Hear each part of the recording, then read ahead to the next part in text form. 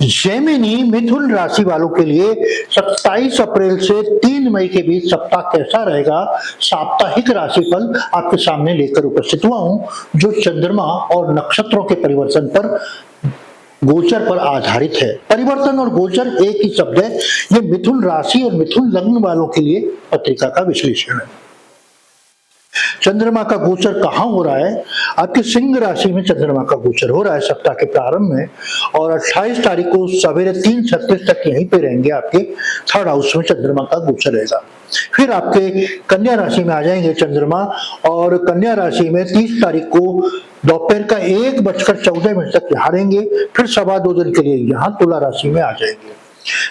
तुला राशि में आपके पंचम भाव में गोचर करेंगे और 3 तारीख को रात्रि को 12:30 पे यहाँ गोचर करेंगे।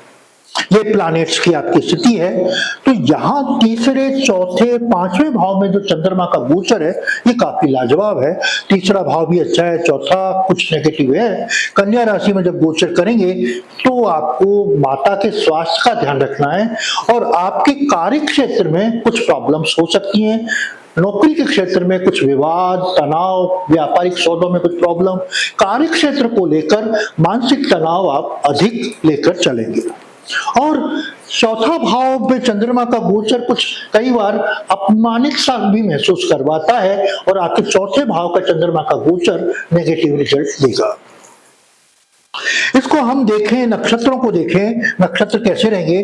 पूर्वा फाल्गुनी नक्षत्र में 27 तारीख को 21-19 तक रहेंगे। उत्तरा फाल्गुनी में 28 तारीख को 22-36 तक रहेंगे।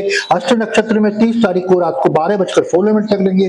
चित्रा नक्षत्र में 31 तारीख को 2:17 तक रहेंगे। स्वाति नक्षत्र में 2 मई को 4:35 तक रहेंगे। विशाखा में 3 मई को 7:10 तक सवेरे रहेंगे, और अनुराधा में 4 तारीख को सवेरे 9:58 तक 9 मई को रहेंगे, 4 मई को। ये प्लैनेट की स्थिति है। और प्लैनेट की डिग्रीज कितनी है? 27 अप्रैल 2026 को प्लैनेट कितने डिग्री में गोचर कर रहे हैं? सूर्य 12 डिग्री में, मंगल 19 डिग्री में, बुध 24 में, गुरु 24 में, शुक्र 9 में, और शनि 14 में, राहु केतु 11 डिग्री में। मैंने यहाँ पे कितने डिग्री के आसपास है यही लिया है, पूरा बाइफिकेट नहीं किया है। 11 डिग्री के आसपास गोचर कर रहा है राहु केतु, तो ये 11 डिग्री लिखा है। आपने अभी तक मेरे चैनल को सब्सक्राइब नहीं किया तो प्लीज मेरे चैनल को सब्सक्राइब करें, लाइक करें, बेल आइकन को दबाएं। अगर आपको मेरे से व्यक्तिगत परामर्श की आवश्यकता है तो स्क्रीन पे दिए गए नंबर पे चर्चा कर सकते हैं, अपनी पत्रिका का विश्लेषण करा सकते हैं। अब हम चर्चा करते हैं इस सप्ताह कौन सी तारीख आपके लिए शुभ है, कौन सी अशुभ है। तो आपके लिए 26 और 27 शुभ है, वहीं 28, 29, 30 आपके लिए नेगेटिव रिजल्ट लेकर आई है, नकारात्मक रिजल्ट आई है।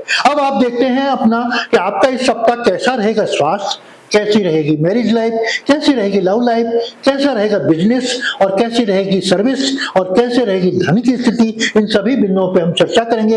फिर देखेंगे इस सप्ताह को कैसे सुधारा जाए। मिथुन राशि वालों के लिए क्या रेमेडी करें जिससे यह सप्ताह अच्छा जाए। सबसे पहले आपके स्वास्थ्य को देखते हैं। आपके लग्न में ही गुरु बैठे हैं और चौथे भाव में चंद्रमा का गोचर भी है सप्ताह, तो यह दोनों ही स्थिति आपको थोड़ी सी नेगेटिव लगने होके चौथे भाव में खराब होना, चंद्रमा के साथ यहाँ गोचर करना, और आपका लग्नेश नीच राशि में भी बैठा है, बुध यहाँ नीच राशि में बैठा है। तो स्वास्थ्य की दृष्टि से यह सप्ताह बिल्कुल अच्छा नहीं है, क्योंकि बुध का नीच राशि में बैठना, वो भी मंगल के साथ, अपने शत्रु के साथ बैठना, और चंद्रमा का गोचर चौथे भाव में गोचर करना, लग्नेश लग्न में ही गुरु का बैठना, ये सारी स्थितियां आपके स्वास्थ्य की दृष्टि से अच्छी नहीं है। तो और ये सप्ताह आपके स्वास्थ्य के लिहाज से कुछ नकारात्मक रिजल्ट लेके आ रहा है। विशेष रूप से आपके जो सर्वाइकल सिस्टम है, आपकी नाड़ियों का जो प्रबंधन है, जो आपके नसों का जो सिस्टम है, उसमें कुछ ना कुछ प्रॉब्लम्स हो सकती हैं, और आपके स्वास्थ्य में गड़बड़ हो सकती है। अब हम देखते हैं विवाह के मामले में।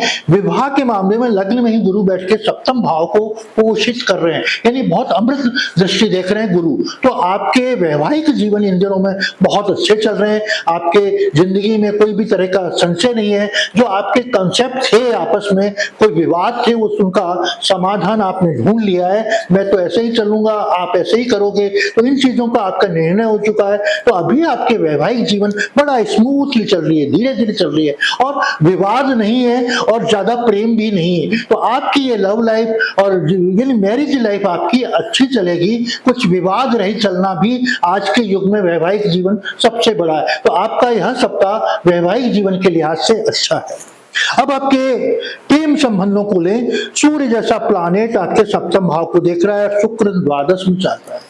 आप जिससे प्यार कर रहे हैं उनसे आपकी अपेक्षाएं बहुत ज्यादा हैं। अधिकार पूर्वक बात करना, आउट ऑफ वे में लेकर आप इतने बजे रात को मेरे को यहाँ पे मिल जाओ, ये कर लो, ये चीजें आपके लिए संभव नहीं है। और प्रेम संबंधों में अधिकार पूर्वक दादागिरी ये इन दिनों में आपके इन्वॉल्व हो रही है। तो प्रेम संबंधों को लेकर जो प्रॉब्लम्स हैं, आपके जो समस्याएं हैं, उनमें कुछ निजान की जरूरत है। तो प्रेम को प्रेम में ही रहने दें, वहां डिक्टेटरशिप नहीं करें। प्रेम संबंधों में ताकत दिखा रहे हैं, आप मेंटल फोर्स कर रहे हैं किसी व्यक्ति को, तो वो छोड़ें। नहीं तो प्रेम संबंधों में ये बहुत कच्चे धागे की तरह होता है, तो प्रेम संबंध बिखराव की ओर चला जाएगा।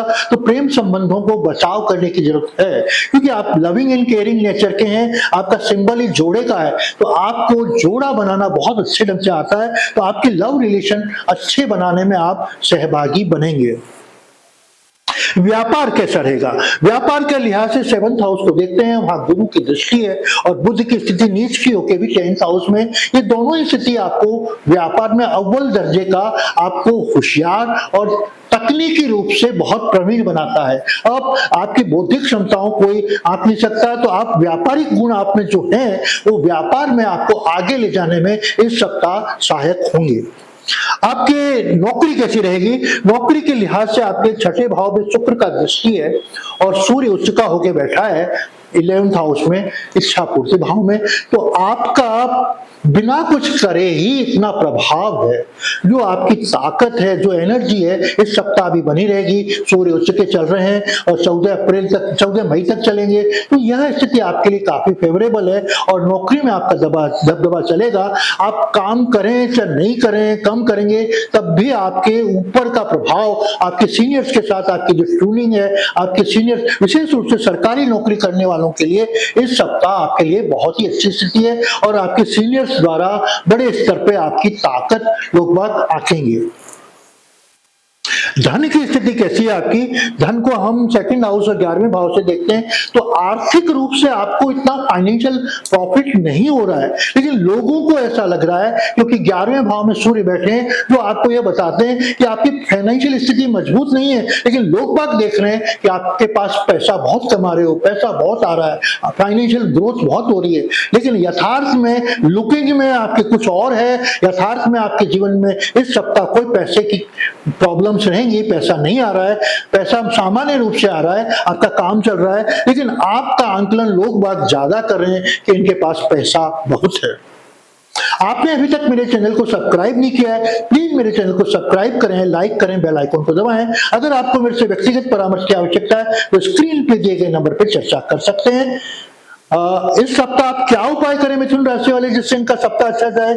आपको नियमित रूप से भगवान गणेश जी की आराधना करनी है, गणेश अथर्व स्तोत्र का पाठ करना है। अगर ये उपाय करते हैं तो आपका यह सप्ताह अच्छा जाएगा। आने वाली सारी बाधाओं को विघ्न हरण गणेश जी हर लेंगे। नमस्कार।